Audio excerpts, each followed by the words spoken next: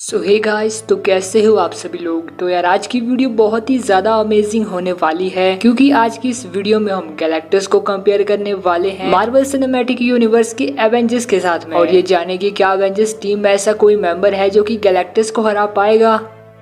और गैलेक्टस की बात हम इसीलिए करने वाले हैं क्योंकि मार्वल की आने वाली movie fantastic four the first step में हमें गैलेक्टस देखने को मिलने वाला है। एंड कुछ ही दिन पहले जब आरडीजे के डॉक्टर डूम को रिवील किया गया था तभी हमें गैलेक्टस का फर्स्ट लुक भी देखने को मिला था। वैसे गैलेक्टस है तो फैंटास्टिक फोर का विलन, बट आज की इस वीडियो में हम जानेंगे क्या एवेंजर्स टीम में ऐसा कोई मेंबर है जो कि गैलेक्टस को हरा पाएगा या फिर नहीं। तो हम सबसे पहले जान लेते हैं गैलेक्टस की ओरिजिन के बारे में। अब काफी लोगों को ये पता नहीं होगा कि गैलेक्टस का जन्म कैसे हुआ। तो गैलेक्टस का रियल नेम था गैलन, जो कि यूनिवर्स के 6th इनकार्नेशन में टा नाम के प्लेनेट में रहता था। अब गैलन पहले एक साइंटिस्ट था और उसे ये आइडिया लग गया था कि एक बिग बैंग होने वाला है जिसमें कि उसकी दुनिया खत्म हो जाएगी। वो अपने लोगों को इसके बारे में बताता है, पर उससे पहले ही टा में रहने वाले लोग रेडिएशन पॉइजनिंग की वजह से मर रहे होते हैं। अब गैलन उस बिग बैंग को रोकना चाहता था, इसीलिए वो एक स्पेसशिप बनाता है और अपने कुछ साथियों के साथ उस प्लेस में चला जाता है जहाँ से इस बिग बैंग की शुरुआत होने वाली थी। वह सभी इस बिग बैंग के अंदर चले जाते हैं जहाँ पे गैलन के सभी साथी मर गए पर वो जिंदा रह गया। और इस बिग बैंग के अंदर गैलन को मिले कुछ कॉस्मिक बींग्स जिन्हें की सेंटियंथ ऑफ द यूनिवर्स कहा जाता है। ये काफी पावरफुल कॉस्मिक बींग्स होते हैं और जब गैलन की इनसे मुलाकात हुई तो ये गैलन के साथ में मर्ज हो गए। इसके बाद बिग बैंग हुआ और पूरा यूनिवर्स उसमें डिस्ट्रॉय हो गया। यूनिवर्स में रहने वाली हर एक चीज खत्म हो गई और एक नए यूनिवर्स का जन्म हुआ। और हम देखते हैं कि जो गैलन था, जो कि बिग बैंग से पहले जिंदा था, वो इस नए वाले यूनिवर्स में भी जिंदा रह गया था। बट वो कॉस्मिक बींग्स उसके साथ में मर्ज हो गई थी, जिसकी वजह से गैलन अपनी स्लीपिंग फॉर्म में उसी स्पेसशिप के अंदर यूनिवर्स की डिफरेंट कोनों में भटक रहा था। पर यह पहले वाला गैलन नहीं था, ये बन चुका था गैलेक्टस। यह भी एक प्योर एनर्जी की फॉर्म में था। और तभी इसे एक वॉचर देख लेता है। वॉचर को आइडिया नहीं था कि ये स्पेसशिप क्या है। वैसे वॉचर्स का काम तो ये होता है कि वो यूनिवर्स में हो रही चीजों को सिर्फ देखते हैं बिना उसमें इंटरफेयर किए। बट ये वाला वॉचर उस स्पेसशिप को रोक देता है, जिसकी वजह से उसके अंदर सोया हुआ गैलेक्टस जाग जाता है। ये अपना गैलन ही गैलेक्टस बन गया था, एक ऐसा बीइंग जो कि प्लैनेट्स को खाकर अपनी भूख शांत करता है। यहाँ पे इस वॉचर ने बहुत ही बड़ी गलती कर दी क्योंकि गैलेक्टस अपनी नींद से जाग चुका है। वो अपने लिए एक आर्मर बनाता है ताकि वो अपनी इस इनफाइनाइट एनर्जी को कंट्रोल कर सके।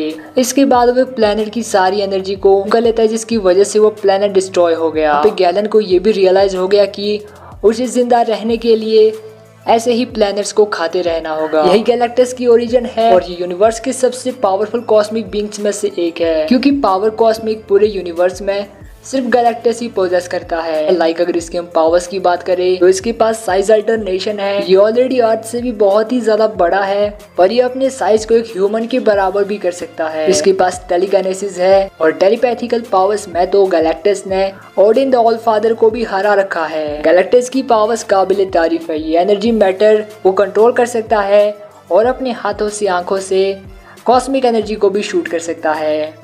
पावर कॉस्मिक को भी शूट कर सकता है, जो कि बहुत ही पावरफुल होती है। अब गैलेक्टस को हराने वाले सुपर हीरोज बहुत ही कम है एंड यहाँ तक कि ये किसी भी कैरेक्टर को अपना हेराल्ड बना सकता है। लाइक गैलेक्टस ने सबसे पहले अपना हेराल्ड सिल्वर सर्फर को बनाया था। गैलेक्टस उन्हें अपनी पावर्स देता है कि वो गैलेक्टस के सर्वेंट बन जाए और उसके खाने के लिए प्लैनेट्स को ढूंढे। अब हम जानते हैं कि सिल्वर सर्फर कितना ज्यादा पावरफुल है, तो आप आइडिया लगा ही सकते हो कि जिसका हेराल्ड इतना पावरफुल होगा वो मास्टर कितना ज्यादा पावरफुल होगा। अब अगर गैलेक्टस का सामना अवेंजर्स से होता है तो अवेंजर्स टीम में ऐसा कौन सा मेंबर है जो कि गैलेक्टस को हरा पाएगा। यहाँ हॉकाई, ब्लैक विडो और कैप्टन अमेरिका की तो बात ही मत करना क्योंकि normal humans, super humans Galactus का लिटरली कुछ भी नहीं कर सकते। आयरन मैन बहुत ही ज्यादा पावरफुल है पर आयरन मैन अपने नॉर्मल आर्मर्स के साथ गैलेक्टस को हरा नहीं सकता। हालांकि उसने थैनोस को भी बराबरी की टक्कर दे रखी है जब थैनोस के पास इन्फिनिटी स्टोन्स थे। बट यार देखो, ये गैलेक्टस है, इसका आर्मर इतना ज्यादा पावरफुल है कि इस पे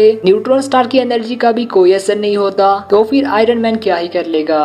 और हाँ, मैं ये भी जानता हूँ कि आयरन मैन ने कॉमिक्स में बड़े बड़े कैरेक्टर्स को हराने के लिए उनके बस्टर आर्मर्स भी बनाए हैं। लाइक आयरन मैन ने सेलेस्टियल्स को हराने के लिए गॉड किलर आर्मर बनाया था, बट उसने कभी भी कॉमिक्स में गैलेक्टस को हराने के लिए कोई आर्मर नहीं बनाया। और एक सुपर हीरो गेम आई थी मार्वल वर्सेस कैपकॉम करके, उसमें आयरन मैन ने गैलेक्टस को हराने के लिए गैलेक्टस बस्टर आर्मर बनाया था।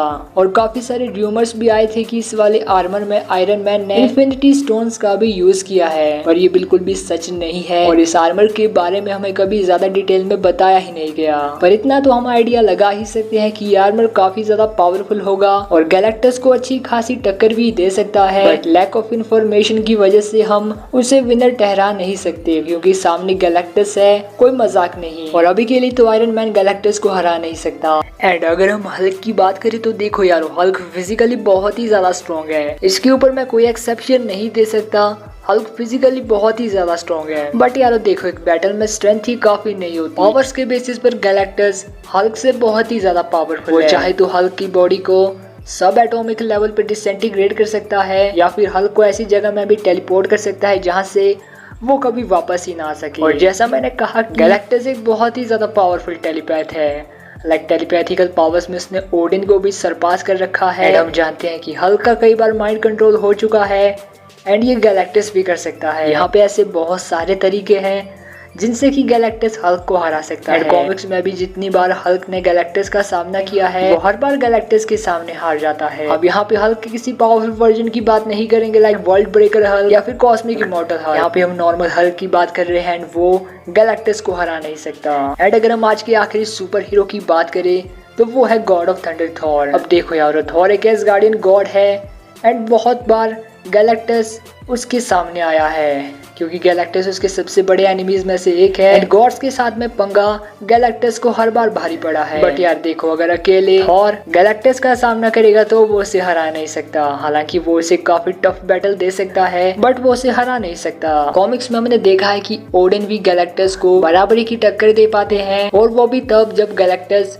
वीक होता है, हंग्री होता है। पर एक फुल फीड गैलेक्टस के सामने ओडिन भी ज्यादा कुछ कर नहीं पाते। एंड यहाँ पे तो हम नॉर्मल थॉर की बात कर रहे हैं, तो वो गैलेक्टस के सामने क्या ही कर लेगा। अब हाँ, कॉमिक्स में थॉर ने गैलेक्टस को 2 बार हरा रखा है। एक बार ओल्ड किंग थॉर ने नेक्रो स्वॉर्ड का यूज करके गैलेक्टस को हरा दिया था, एंड दूसरी बार तो हेराल्ड ऑफ थंडर में थॉर ने गैलेक्टस को जान से ही मार दिया था। बट वहाँ पे थॉर के पास पावर कॉस्मिक थी, एंड यहाँ पे हम नॉर्मल थॉर को गैलेक्टस के साथ में कंपेयर कर रहे हैं, और इसलिए यहाँ पे थॉर की जीतने की कोई चांस ही नहीं बनती। बट फिर भी आपको इसके बारे में क्या लगता है, आप कमेंट करके जरूर ही बताना। एंड आज की इस वीडियो में हमने ओरिजिनल 6 एवेंजर्स की ही बात करी। अगर आपको वीडियो पसंद आती है तो हम गैलेक्टस का कंपेरिजन मार्वल के बाकी सुपर हीरोज के साथ में भी करेंगे। एंड बाकी मैं मिलता हूँ आपसे किसी और दिन किसी और वीडियो के साथ। तब तक के लिए बाय बाय।